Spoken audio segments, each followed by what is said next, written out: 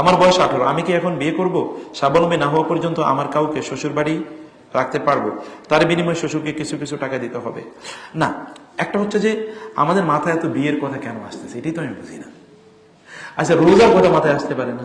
রাসূল ইসলামকে বলেন নাই তোমাদের যার আল বা আছে, বা মানে হচ্ছে পরিবার মেনটেনেন্স করার সক্ষমতা আছে, সে বিয়ে করবে। যদি এই সক্ষমতা না থাকে তাহলে কি করবে? সে রোজা রাখবে।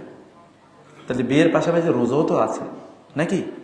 2 নম্বর হচ্ছে যে আপনি ইমোশনালি বিয়ে করলেন, কয়েকদিন পরে বউয়ের যে তেল লাগবে, সাবান লাগবে, তারপরে তার কি লিপস্টিক লাগবে, এগুলো কিনে দিতে পারবেন না। এরপরে ও বউ যাবে একদিকে, আপনি যাবেন আরেকদিকে। এটা করার দরকার নেই। বউ পরিচালনা করার জন্য একটা বউ পরিচালনা করার একটা রাষ্ট্র পরিচালনা করে একই কথা। বুঝতে পারছেন না? কত লোক বউয়ের ভয় বাসায় যায় না, এরকম আছে কিনা? বহুত আছে। সে কারণে আপনি এটা বুঝতে হবে, এটা বোঝা দরকার। আর পারিবারিক পরিবার পরিচালনার জন্য প্রত্যেকের ট্রেনিং নেওয়া দরকার। পরিবার কিভাবে চালাবে, পরিবার কিভাবে চালাবে, এটা ইমোশনাল ইস্যু না, এটা একটা রেসপন্সিবিলিটি। বিয়ে কি একটা রেসপন্সিবিলিটি, বিয়ে একটা রেসপন্সিবিলিটি, সেটা করবেন। হ্যাঁ, তারপরে যদি আপনি মনে করেন যে আপনি দিন বা আপনার চরিত্র রক্ষা করার জন্য আপনার একটা বিয়ে করাই দরকার, তাহলে পিতামাতাকে বলেন, অথবা শ্বশুর যদি রাজি হয় তাহলে সেটা হতে পারে, সমস্যা নেই। আপনি কিছু টাকা দেবেন, শ্বশুর তো তার মেয়েকে রাখতেই পারে, এটা রাখা নাজায়েজ না, এটা রাখা যেতে পারে, তিনি চাইলে এটা রাখতে পারেন।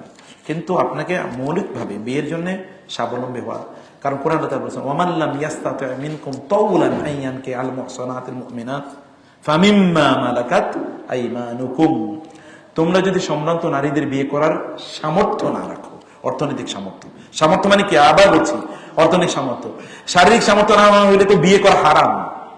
সামর্থ্য মানে কি? অর্থনৈতিক সামর্থ্য, কোরআন এবং হাদিসের কথা। অর্থনৈতিক সামর্থ্য থাকলে বিয়ে করবেন, আর যদি অর্থনৈতিক সামর্থ্য না থাকে তাহলে তিনি কৃতদাসী বিয়ে করবেন। কৃতদাসীদের খরচ কম, কিন্তু স্বাধীনা নারীর খরচ বেশি।